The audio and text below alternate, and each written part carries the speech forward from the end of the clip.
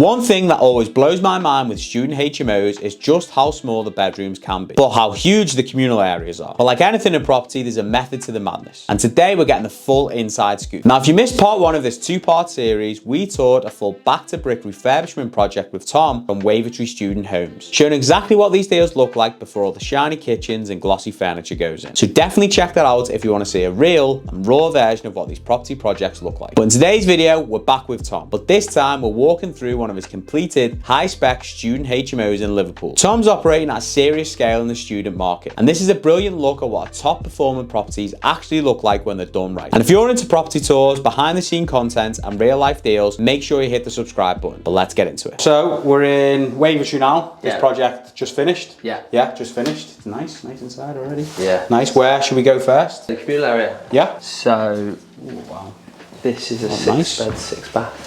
6 bed, 6 bath. Wow. Yeah. Nice. So on this one, we extended out the back. Yeah. 3 meters, and we also done an extension to the side here. Okay. I bought it actually with this already being extended. Once the building inspector asked us to dig under the foundations, they didn't exist. Oh wow. It was just built on soil. Jesus. So we actually had to pull that down. Start again, yeah. It costs a lot just for that little area because we've had to run a steel across here. There's something like 4 steels across here. So there's one here, one there, and one there. That's it, 3. Wow. So it's a lot more steel work just to get that extra bit of space. Oh, feels like a lot of steels for that. Yeah. Wow. Yeah. 1, 2, 3. Yeah. Yeah. And then was this part of the caveats on the natural light and stuff? No, that's just a nice feature. Yeah, nice feature. Oh, nice. Same with the brick wall. Yeah. Yeah. So what size are we in here then? So this is probably close to 30, I'd say. Yeah. Nice. Nice and big, isn't it? Yeah. Is there a stipulation on like cupboard space for each tenant? Yeah, I mean, I tend to give 1 cupboard per tenant. Per tenant. But there are regulations on it. Yeah. But I do the same design in every house, pretty much. Copy and paste. And that meets the regs. Yeah. So in there is a dishwasher. So usually people put in 2 sinks. I just put in a dishwasher and a sink. A sink, yeah. And then you've got a washer, dryer, double oven, and then American fridge. It's a nice kitchen. Where's it from? Yeah, that's from Howden's. Yeah, they do some good stuff. The worktop as well. Is that Howden's as well? That's Howden's, yeah. Yeah, oh, it's a lovely worktop. Nice marble effect. Yeah, nice big hob as well. Nice. Very nice. And then these are the inbuilt music system. Oh, right, okay. Yeah. So you'll connect to this. It's actually really loud. Feel sorry for the neighbours. Get the tunes on. And then Friday night pre-drinks. yeah. And then this table, this is quite cool. So I buy sort of the 3 planks pre-varnished, and then I get the guys to put it together. Oh, nice. So I think overall this probably costs a few £100. Whereas if you bought it pre-made, it'd be 400 or 500. Yeah, well spending. That's a good. Are they like scaff boards? Are they? Or? Yeah, they're just scaff boards. Yeah. I mean, back at the start when it's been really cheap, I bought these and sanded them myself and stained them myself. I think for an extra £100 you can get it all done. Just get it all done for you. Yeah, because I see people do that a lot with shelving and stuff like that. Yeah, it's cheap, it's good. Because it's that like industrial kind of look now, isn't it? Same with the brick. It's very much in at the moment. Yeah. Nice, beautiful. Okay, and then rads. Yeah. Typically, I usually put smaller rads in, but when a bit of an issue with the design. So usually I put in quite a large corner sofa, but it wouldn't fit with the rad being there. Yeah. So I went the small and the big rad. Typically I go for just 2 smaller rads. Yeah. And is this? They do the job. Will this sort of be the colour scheme throughout? The sort of black? Yeah. In other houses they're actually white. I change it. Yeah, it just makes it up. Yeah. Just everything fresh. Nice. Okay. What else have we got downstairs then? We've got. So in here is the tank. Is that the plant? Go on. So in there's the tank. Oh yeah. Okay, so it's a system boiler. Nice. Because of the 6 bathrooms. Yeah. And then down here we've got bedroom number 1. So nice. They all come with. So it's usually the ground floor bedroom has a small double. Yeah. And the other bedrooms all have doubles. And these are MDF built desks. I was going to say, do you designed to fit the space. Do you get the lads to do that for you as well? Yeah. Nice. And the same with the wardrobes. Yeah. It just means that when you're building, you don't have to be exact on your space requirements because we know the bed is X width and the bedside table. And so when the guys come to build it, they can say, oh, well, Tom, usually desks are 1.2, but we can make it 1.10, we can make it 140. So you'll see in some of the rooms, everything's a bit different to suit the And in terms of, does this come off your square meters for the room? That's a very good point. No, I think in the Wirral it does. I was going to say, because we didn't do that because we didn't want to run the risk. So when the valuer comes round, he lasers the walls as if these aren't in. So I'd say no. Yeah, so say no from the valuation. And then these are the en-suites. Nice. So just your basic. Nice big tiles, just easy to install. 600 by 600, easy. I used to start by doing the little white ones. Absolutely nightmare for grouting.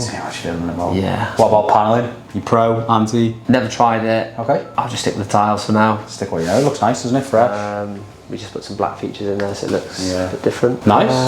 Yeah, and then a TV in every room. Yeah, chest of drawers, bed. Yeah. Nice. Okay. Upstairs.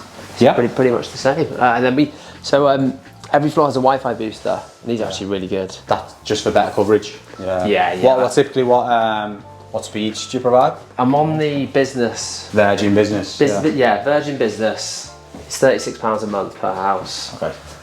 Oh, I couldn't tell you the speed. Yeah. I think 36, maybe 600 meg. I think it's good enough. Yeah. So another one. So then, when space permits us, I do like a sort of a all-in-one. Yeah. Easy. Nice. Same again. Yeah. So is this? I assume this has got an off suite. Yeah. So the way I like to design some of these is by having the off suite upstairs. It's not great for the tenant, but by putting in another ensuite in here, it would have made all the other rooms a bit smaller. Okay. Whereas upstairs, you'll see the size of the rooms. Yeah. I thought, well, why not just have the bathroom there instead? You get a bigger room, but your bathroom is upstairs. It's upstairs, yeah. Have you noticed any, mind you, have you done that on many of them? I've done it on like maybe 3. Yeah. No one said anything. Nice, okay. Getting wet, that's the main thing, isn't it? Yeah.